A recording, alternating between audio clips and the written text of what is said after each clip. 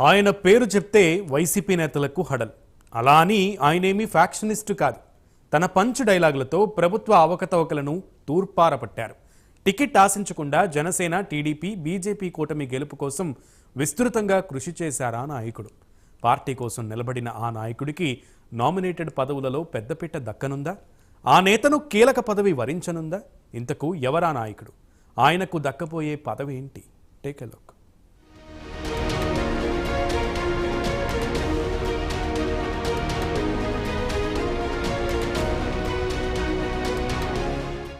30 years industry Prithvi. జనసేనలో ఈ పేరొక సంచలనం.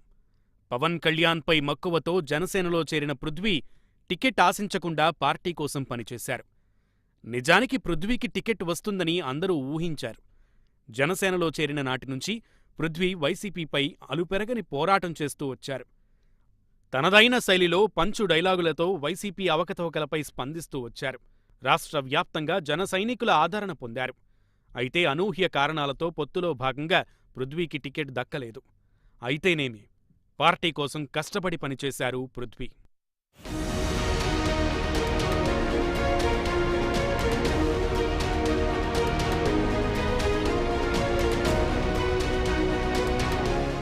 టికెట్ ఆశించకుండా పార్టీ కోసం పనిచేసిన పృథ్వీ రాష్ట్ర వ్యాప్తంగా ప్రచారం నిర్వహించారు. కూటమి అభ్యర్థుల తరపున నిర్విరామంగా శ్రమించారు. అయితే ఏపీ ఎన్నికల్లో వీలైనంత ఎక్కువ సీట్లు దక్కించుకుని ప్రభుత్వంలో భాగం కావాలని భావించిన జనసేన పొత్తులో భాగంగా పృథ్వీ లాంటి వారికి అసెంబ్లీ టికెట్లు ఇవ్వలేకపోయినా నామినేటెడ్ పదవులలో ప్రాధాన్యత ఇవ్వాలని చూస్తోంది. టికెట్ రాలేదని కొందరు నేతలు పార్టీని వీడినా పృథ్వీ లాంటి వారు మాత్రం పవన్ అడుగుజాడల్లో నడుస్తూ కూటమి గెలుపు కోసం పార్టీనే అంటిపెట్టుకుని తమ వంతు కృషి చేశారు. దీంతో కూటమి ప్రభుత్వం అధికారంలోకి వస్తే పృథ్వీ లాంటి వారికి నామినేటెడ్ పదవులలో పెద్దపీట వేయబోతున్నట్లుగా సమాచారం.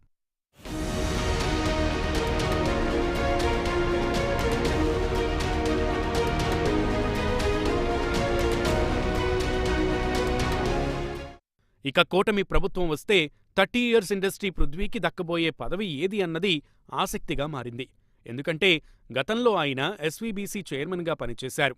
పోయిన చోటే సాధించుకోవాలి అన్నట్లుగా మరోమారు ఎస్వీబీసీ చైర్మన్ పదవికి పృథ్వీ కోరుకుంటున్నట్లుగా తెలుస్తోంది.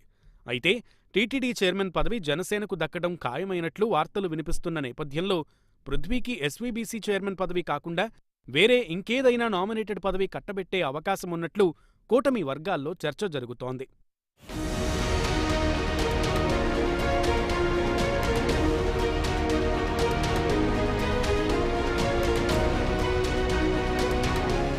ఈ ఎన్నికల్లో సైతం సినీ ఇండస్ట్రీ మద్దతు కూటమికే దక్కింది.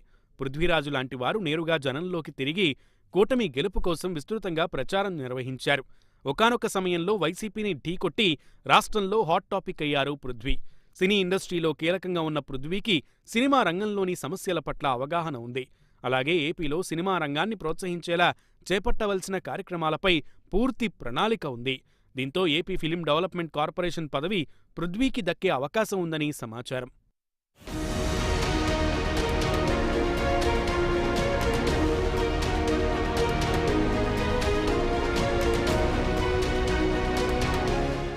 రాష్ట్ర విభజన తర్వాత టీడీపీ హయాంలో ఏపీ ఫిలిం డెవలప్మెంట్ కార్పొరేషన్ చైర్మన్గా అంబికా కృష్ణ పనిచేశారు.